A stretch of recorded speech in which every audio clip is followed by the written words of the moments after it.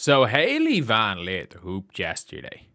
Hailey Van Lith absolutely hooped yesterday in her very first game for the Sky this season. And a lot of people are talking about this being like, okay, yeah, this is going to be a breakout year. And I hope it is. Like, there's no way it'll be as bad as last year because she wasn't very good and she got injured last year. Like, it is what it is. She was very, very iffy last year. I thought she was really good first half versus Connecticut. Like, again, if you like watch that game, she looked really, really good against the Connecticut Sun in the first half and then didn't really do much. It was the game where Angel Reese had a triple-double, but especially early, it was HVL that kind of dragged them into that game, and Angel was exceptional too. I have to give her credit where credit's due. She was actually exceptional. But Hailey Van Lith came out with 20 points in a quarter on 0 misses. 20 points in a quarter on 0 misses, which was kind of mad. And this is why I'm not looking too much into this, by the way, because look who she's doing it against. Look who she's doing it against. I don't even know who all of these players on the floor are. I actually don't. I know there's Shea Chesky there. I know Maggie Dugan's there. So there's 2 undrafted rookies. There's Jilly,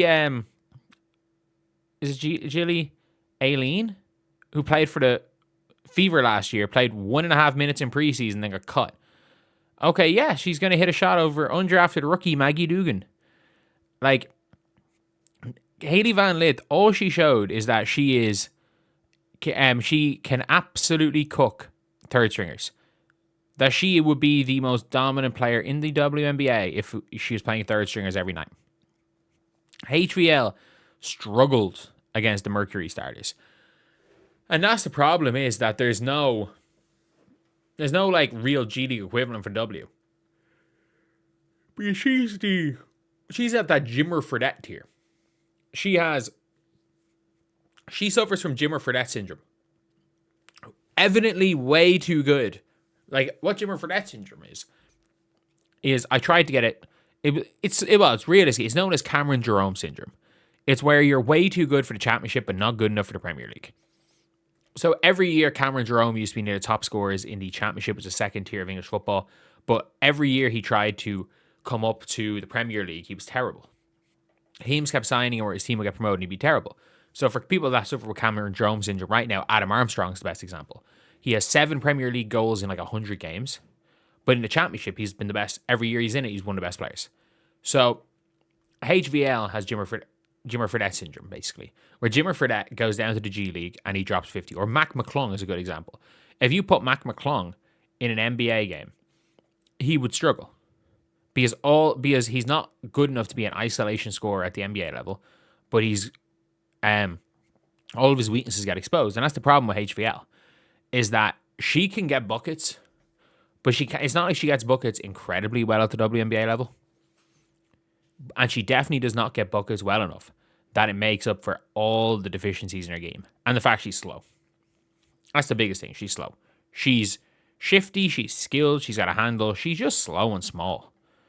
Like, she's slow, small, and doesn't have an ability to really, doesn't have super quick hands or isn't a super, good anticipator on defense. So when she goes up and plays against starters in the WNBA, they're all just going to clamp her. Basically everything she does is she has to basically score, get into the paint, or run or initiate the pick and roll. Otherwise, she's going to struggle. And not only that, she's got all those kind of negatives.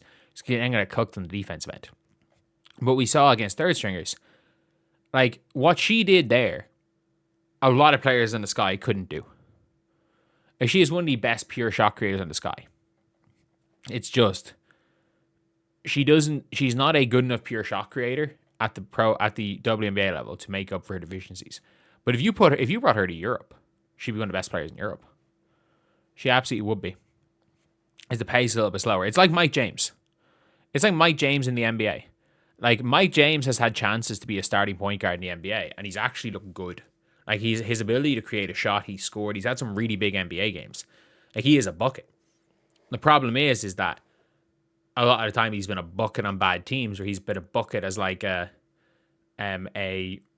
temporary fix when their scorers are out. But she's like a worse version of Odyssey Sims. I just don't know.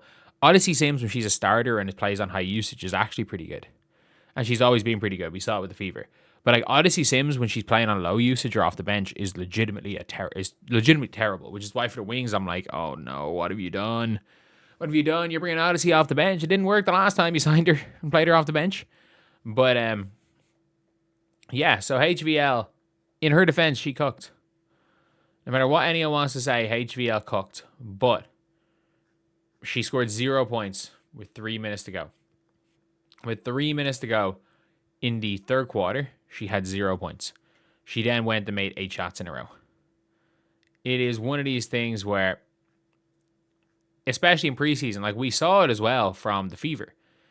Like Shatori Walker-Kimbrough looked genuinely terrible in the first half. And then as soon as the New York Liberty put on their third stringers,